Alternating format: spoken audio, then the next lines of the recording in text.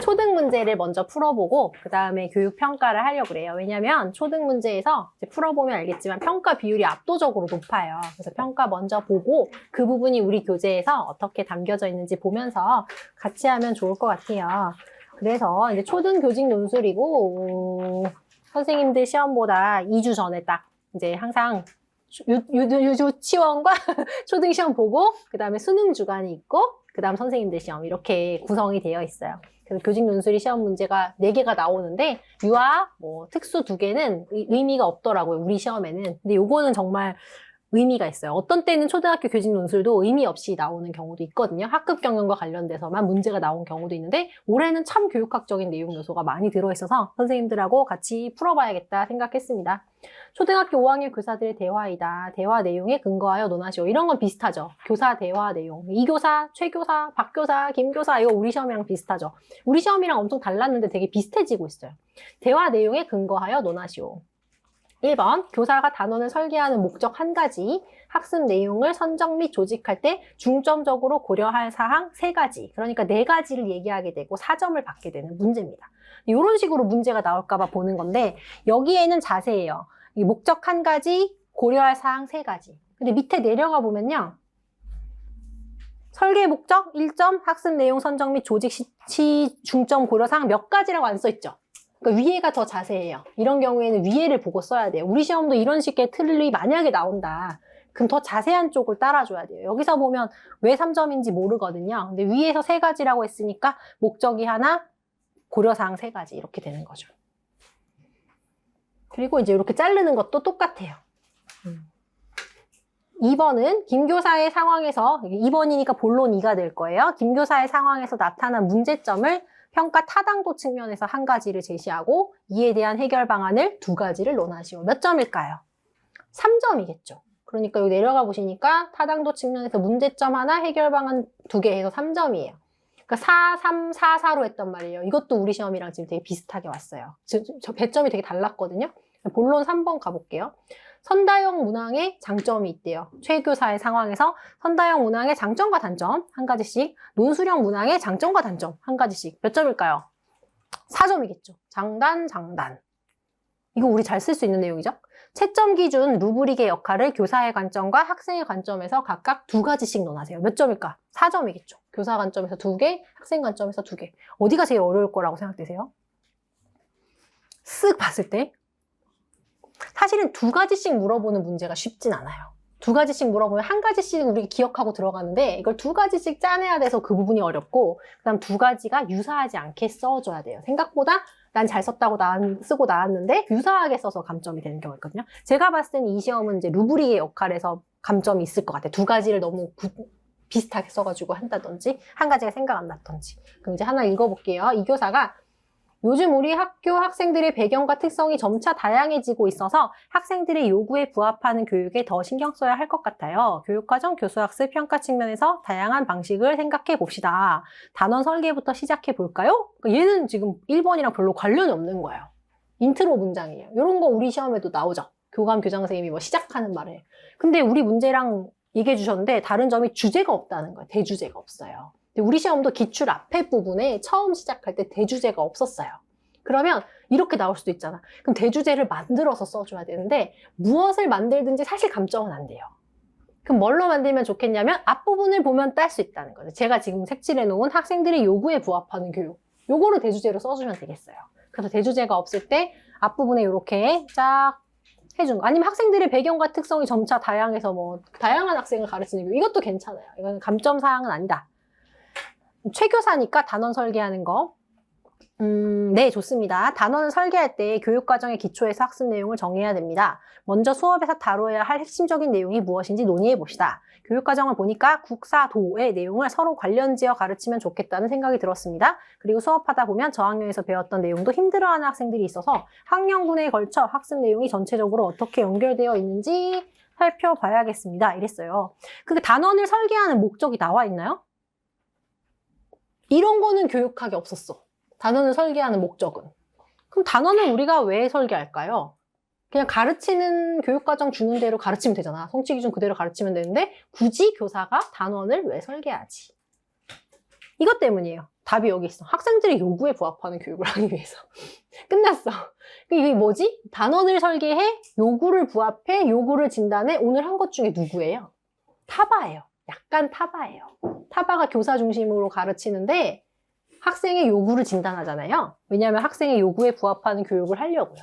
그래서 이게 목적이에요. 아니 이런 허무한 때가 있나. 열심히 생각하고 있었는데 시험 문제에 답이 있었네. 우리 시험도 약간 요즘 이런 경향이라는 거예요. 그래서 이게 1번이고요. 두 번째는 이제 학습 내용을 선정 및 조직할 때 중점적으로 고려할 사항 3가지를 고르라 그랬는데 뭐가 눈에 띄어요? 관련지어. 국어, 사회, 도덕, 교과 내용을 서로 관련지어. 이거는 수평적인 조직 원리인 거죠. 그 중에서도 뭘까요? 여러 통합성. 통합성은 하나 지금 명확하게 나왔어요. 그 다음에 학년군에 걸쳐서 학습 내용이 전체적으로 어떤 학년군 나오면 수직적 연계성. 요거 2가지는 명확해요. 근데 3가지를 쓰랬는데 1가지는 명확하지가 않아요. 그래서 뭘 갖다 쓸 수 있냐면 처음에 단원을 설계할 때 그러니까 얘가 학문적으로 지금 접근하고 있지 않기 때문에 학습 내용을 선정 조직할 때 중점적으로 고려하려면 이거를 수평적인 조직, 수직적인 조직도 중요하지만 중점적으로 일단 고려해야 할 거는 교육과정이라고 볼 수가 있어요. 그래서 첫 번째 지금 색칠되어 있는 교육과정, 교육과정 성취 기준 이게 답이 될 수 있고요. 그 다음 읽어보면 학생의 관심을 중심으로 모둠을 구성하면 학습 동기와 참여도를 높일 수 있다 그랬어요. 그래서 학생의 관심도 정답이 되겠습니다. 그래서 정답이 여기 다 있어요. 지금 하나, 둘, 셋, 넷. 4가지 중에 3가지를 써주면 되는 내용이죠. 근데 이제 좀 공부를 했다면 요거는 수평적 조직 원리에서 통합성, 요거는 수직적 조직 원리에서 수직적 연계성이니까 이런 부분을 중요하게 생각하고 있다는 거를 우리가 가져가면 되겠습니다. 두 번째, 김교사의 상황에 나타난 문제점을 평가의 타당도 측면에서 문제점을 하나 제시하고 그럼 문제점인데 타당도면 타당도가 있어 없어? 없어. 다 줬어. 타당도가 없는데 무슨 타당도가 없는지는 좀 볼 필요가 있겠습니다. 타당도가 많잖아요. 우리 시험, 우리 교재에도 그 타당도 중에 무슨 타당도가 문제가 써주면 되겠고 해결 방안 2가지를 해주면 돼요. 김 교사가 뭐라 그랬냐면 저는 학생들이 재밌어하는 활동으로 수행평가를 실시했어요. 그런데 평가 과제에서 수업에서 배우지 않은 내용이 있어서 어려웠다는 학생들의 의견이 있었습니다. 학생들의 흥미를 반영하는 것도 중요한데 수업과 평가 모두 교육과정과의 연계성에 염두를 해줘야 된대. 그러니까 뭐가 문제냐면 수업에서 배우지 않은 내용이 있었다는 게 문제예요. 근데 무슨 측면에서 얘기하랬죠? 타당도 측면에서. 그럼 무슨 타당도를 안 지킨 걸까요? 내용 타당도를 안 지킨 걸 거야. 쉽죠? 근데 이게 너무 쉬워서 어려운 거야. 정말 이걸 답을 줬다고? 다른 걸 쓸 수도 있어요. 그래서 내용이 얘기가 되어 있죠. 그래서 내용 타당도도 가능하고요. 교사가 가르칠 때 배우지 않은 내용, 가르치지 않은 내용을 시험 문제 냈다는 측면을 강조한다면 교수 타당도도 가능한데 구분을 안 해도 되는 거예요. 그래서 내용 타당도라고 써도 정답이 되겠다. 자, 그럼 내용 타당도가 문제가 됐어요. 우리 교재에 따르면 어떻게 이걸 해결할 수 있죠? 맨날 나오는 거. 이원 목적 분류표를 작성해서 배우지 않은 내용은 빼고 내용이나 수준을 고려할 수 있겠죠. 요건 1가지야. 근데 1가지 더 해줘야 돼. 문제를 내가 잘 냈는지, 제가 골고루 잘 냈는지 이원 목적 분류표를 하는 거 말고 어떤 방법이 있겠냐는 거죠. 검토를 해줘야 되겠죠. 검토. 근데 마침 교사들끼리 지금 두런두런 얘기하고 있잖아요. 그러니까 동료 교사들이 이 내용 타당도에 대해서 검토를 해준다든지 전문가가 검토를 해준다든지 그런 내용을 써주면 돼요. 그래서 뭐든지 첫 번째는 쉬운데 2번째 조금 어려워요. 첫 번째가 더 쉽죠. 이원 목적 분류표 쓰는 게 더 쉽잖아요. 그래서 여기가 과정 문제였는데 2번째는 평가 문제였어요. 우리 시험에서 보면 3번째도 평가, 4번째도 평가예요. 그래서 여기서는 과평평평 이렇게 문제가 난 거예요. 본론 3, 최교사의 상황에서 선다형 문항의 장점과 단점, 논술형 문항의 장점과 단점. 요건 제일 쉬운 문항입니다. 이거는 안 봐도 사실은 풀 수가 있는데 근데 최교사의 상황에서라고 말했기 때문에 약간 최교사의 내용에 맞게 최교사의 내용을 읽어주긴 해야 될 것 같아요. 저는 수업 중에 주로 선다형 문항으로 평가했더니 학생들의 통합적 문제 해결 능력을 파악하기 아쉬웠대요. 알려줬다. 선다형 문항의 단점. 문제 해결 능력을 파악하기가 어렵잖아요. 단점을 줬다. 근데 장점은 안 줬다. 논술형 문항의 장점 안 줬다. 단점 안 줬다. 근데 장점 뒤집어 보면 통합적인 문제 해결 능력 파악하겠죠. 고등 정신 능력 기를 수 있다고 쓰면 되겠죠. 그래서 요거는 좀 살려서 써주고 나머지 2개는 선생님들이 알고 있는 걸로 써주시면 되겠어요. 그래서 우리 시험에서는 선다형이 결국 객관식 문제거든요. 그래서 객관식 문항의 내용을 가지고 와서 서술할 수 있겠습니다. 제일 어려울 거라고 예상되는 루브릭인데요. 수행평가나 논술형 문항은 평가의 내용을 정할 때 어떤 기준으로 평가할 것인지도 같이 계획을 해야 합니다. 이때 채점 기준 루브릭이 도움이 될 수 있어요. 잘 개발된 채점 기준이 있으면 교사는 학생의 복합적인 문제 해결이나 수행의 과정을 구체적으로 이해할 수가 있고 평가 요소별로 일관성 있게 채점할 수 있습니다. 학생은 채점 기준을 보면서 수업에서 어떤 내용을 중요하게 다루고 있는지 알 수 있어서 학습에 도움이 되겠네요. 자, 그럼 교사 관점에서 루브릭의 역할이 드러난 게 있나요? 있어. 일관성 있게 채점할 수 있잖아. 루브릭이 있으면 한 가지 줬다. 근데 또 하나는 어떡하지? 지었어야지. 이게 어려운 거고요. 두 번째, 학생 입장에서는 학습에 도움이 되겠네요. 그럼 어떻게 도움이 되는지 좀 써줘야 될 것 같아요. 학습에 어떻게 도움이 될까요? 뭐 방향을 설정한다든지 채점 기준을 아니까 학습 동기 유발이 된다든지 한 가지는 써줄 수 있겠고 다른 한 가지는 지어서 써야 되죠. 그래서 이런 거는 쥐어 짜는 이제 내용이에요. 그래서 15점으로 됐고요. 중요한 걸 보면요. 제가 지금 밑줄 친 내용 있죠. 밑줄 친 내용은 정답에 제시문에 다 있었어요. 그죠? 답인데 제시문에 있었어. 설계 목적, 학생들의 요구에 부합하는 교육과정을 만들기 위하여. 근데 이렇게 써도 되고 학생 중심 교육과정을 개발하기 위하여, 맞춤형 교육과정을 개발하기 위하여 하셔도 같은 내용이 되겠습니다. 타당도, 내용 타당도가 낮은데 그 제시문에 있는 내용을 다 써주면 좋겠죠. 그래서 수업에서 배우지 않은 내용이 평가에 포함됐기 때문에 내용 타당도가 낮았다. 다른 말로는 교수 타당도가 낮았다. 그거 괜찮고요. 해결 방안은 이원 목적 분리표를 사용하여 문항 제작을 하겠다. 이거는 공부해서 풀어야 되고요. 요건 사실 있었어. 동료고사 검토하는 거. 전문가 검토, 동교과 협의회, 뭐 이런 것들. 내용과 수준을 검토해준다.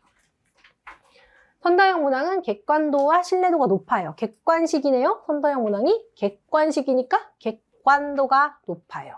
단점 있었어요. 고등정신력 측정이 불가하다. 다른 거 써도 되는데 장점은 학습한 내용에서 골고루 출제가 가능해요. 맞는 선지도 있지만 틀린 내용도 있기 때문에 틀린 내용이 엄청 많은 내용을 밀어넣을 수가 있거든요. 그 내용이고 단점, 우리가 맨날 열심히 한 거, 추측 요인을 완전히 제거할 수 없다. 이거 좋은 거죠, 단점. 이걸 써도 되고, 준 걸 써도 되고, 안 준 걸 써도 되고, 점수는 똑같이 받는 거고요. 논술형 문항의 장단점, 아까 고등정신력 측정이 불가하다면서요. 그러니까 얘는 문제 해결력이 향상되고, 창의력을 향상시킬 수 있고 반대로 뒤집은 거고요. 단점은 똑같죠. 아까 신뢰도가 높고 객관식, 그러니까 객관성이 낮고 일관성이 낮다. 쉽죠. 장점, 문항 제작이 선다형에 비해서 상대적으로 수월해. 근데 채점이 어렵고요. 문장력이 작용하여 채점에 영향을 준다. 그래서 이런 부분은 선생님들 어렵지 않게 보셨을 것 같아요. 그 다음 루브릭 보겠습니다. 루브릭에서 교사 관점에서 루브릭의 역할은 일관성. 일관적으로 채점 잘한다. 요거는 있던 거. 한 가지를 어떻게 짜주지? 일단 루브릭을 쓸 때 루브릭을 써서 채점을 하니까 일관되게 채점을 하죠. 이건 채점 중이야. 그럼 채점 후를 생각해봐요. 채점 후에 학생이 어디서 점수를 받았고 어디서 점수를 받지 않았는지 구체적으로 점수가 나오겠죠. 어디에서 감점됐는지. 그래서 이 평가 결과를 바탕으로 수업 개선이나 개별 피드백 제공이 용이하다. 요거 가능하고요. 루브릭이 있으니까 평가의 신뢰성이나 뭐 객관성 확보 가능하다. 같은 말이에요. 그래서 이 부분 한 가지 더 쓰는 거. 이런 거는 눈여겨볼 만한 내용이에요. 학생 관점에서 루브릭의 역할은 아까 학습에 도움이 된다. 왜냐면 평가를 보고 내가 요만큼 잘하게 학습을 해야지 생각하기 때문에 학습 방향을 제공하고 학습 동기를 부여한다. 요거까지는 쉬워. 그 다음에 루브릭이 있으면 애들이 뭐가 좋지? 이걸 통해서 이걸 가지고 자기 평가나 동료 평가를 할 수도 있겠구나, 학생들이. 평가 받기 전에 요 정도는 내가 몇 점이 나오겠는데 이게 가능하다는 거죠. 그래서 자기 평가, 동료 평가 기준이 제공이 가능하고 루브릭을 자세히 보니까 평가에 대해서 자기 결과를 수용할 수 있겠죠. 루브릭을 안 주고 평가를 하면 수용할 수 없는데 수용성이나 신뢰가 향상된다든지 이게 학습을 해야 되는 방향이 되기 때문에 자기주도적인 학습이 가능하다. 그래서 전반적으로 우리가 가져가야 될 거는 이제 루브릭을 좀 중요하게 보고 있다는 거, 우리 시험에서. 그리고 다 평가와 관련된 거예요, 지금. 안 그런 애도 있는데 교육과정 하나고 나머지가 다 평가예요.